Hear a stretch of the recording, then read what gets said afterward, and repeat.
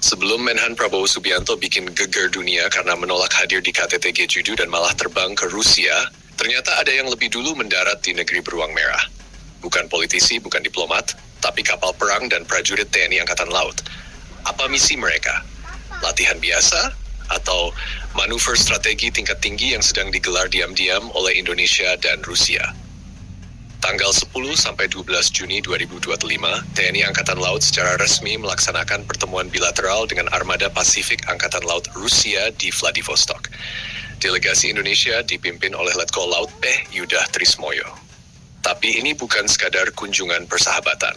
Isu yang dibahas sangat serius, kerjasama dalam misi evakuasi dan penyelamatan kapal selam yang mengalami kecelakaan di Laut Dalam. TNI AL dan Russian Navy sama-sama mengakui bahwa penyelamatan kapal selam bukan hal sepele. Ini adalah operasi berisiko tinggi, penuh tantangan teknis, dan butuh koordinasi luar biasa. Dalam pertemuan itu ada 4 poin utama yang jadi pembahasan bersama. Pertama, pelatihan bersama antara tim penyelamat kapal selam dari kedua negara, atau yang disebut Submarine Escape and Rescue Team. Kedua, penyusunan prosedur bersama atau SOP evakuasi awak kapal selam dalam kondisi darurat. Ketiga, pertukaran teknologi dan sistem penyelamatan laut dalam termasuk alat, metode, dan taktik penyelamatan. Dan keempat, latihan bersama atau simulasi penyelamatan kapal selam yang rencananya akan digelar secara berkala dalam format bilateral. Semua ini dilakukan untuk membangun kesiapan bukan hanya secara teknis tapi juga secara taktis dan operasional. Indonesia sadar punya kapal selam canggih saja tidak cukup. Kemampuan menyelamatkannya saat terjadi insiden itu sama pentingnya. Perlu diketahui, operasi penyelamatan kapal selam adalah salah satu misi paling kompleks dalam dunia militer. Kedalaman laut bisa mencapai ratusan meter, tekanan air sangat ekstrem, waktu penyelamatan terbatas, dan situasi psikologis awak kapal bisa sangat mencekam. Banyak negara, termasuk negara maju, bahkan belum tentu bisa mengevakuasi awak kapal selam yang terperangkap di dasar laut dalam waktu yang cepat. Dan kita tidak bisa melupakan 2 tragedi besar dalam sejarah kapal selam modern. Tenggelamnya Kri Nanggala Martapura II di Laut Bali dan tragedi kapal selam Kursk milik Rusia di tahun 2000. 2 tragedi ini jadi pelajaran keras betapa pentingnya kerjasama dan kesiapan teknis dalam misi penyelamatan bawah laut. Dalam kunjungannya ke Vladivostok, delegasi TNI AL juga melakukan inspeksi langsung ke kapal penyelamat kapal selam milik Rusia yang bernama Igor Belousnov Rescue Vessel. Kapal ini bukan kapal biasa. Dia dirancang khusus untuk misi penyelamatan kapal selam dari kedalaman ekstrem.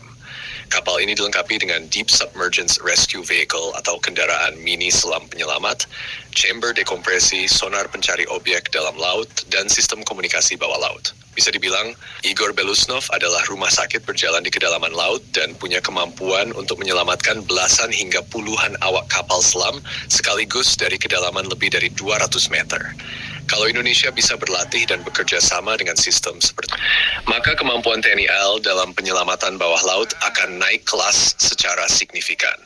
Tapi pertanyaannya, apakah ini cuma kerjasama teknis biasa, atau justru tanda bahwa Indonesia dan Rusia sedang membangun fondasi aliansi strategis di sektor pertahanan maritim?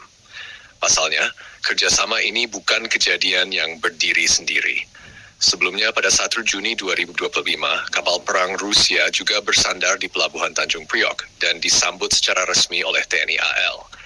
Artinya interaksi militer Indonesia-Rusia makin intens, makin terbuka, dan bisa jadi sedang mengirim sinyal politik ke blok-blok militer lainnya, terutama G7 dan sekutunya.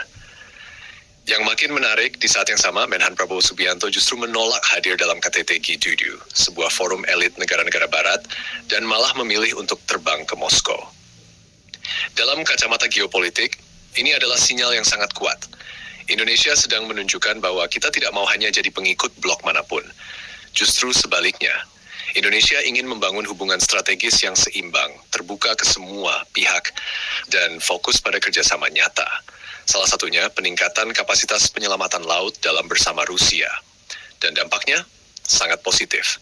Pertama, TNI AL akan mendapat transfer ilmu dan pengalaman langsung dari Angkatan Laut Rusia yang punya sejarah panjang, bahkan kadang tragis dalam pengoperasian kapal selam. Kedua, kerjasama ini membuka akses terhadap teknologi dan prosedur penyelamatan laut dalam kelas dunia. Ketiga, memperkuat hubungan strategis Indonesia dengan Rusia di tengah dunia yang makin multipolar. Dan keempat, memperlihatkan kepada dunia bahwa Indonesia bukan cuma sibuk memperkuat kekuatan tempur, tapi juga serius dalam misi kemanusiaan di sektor pertahanan. Karena faktanya, banyak negara bisa beli kapal selam, tapi belum tentu bisa menyelamatkan awaknya kalau terjadi kecelakaan. Indonesia tampaknya sudah belajar dari masa lalu. Hari ini, kita tidak hanya memperkuat otot militer, tapi juga memperkuat kemampuan menyelamatkan jiwa. Kalau menurut kalian, apakah kerjasama ini langkah cerdas?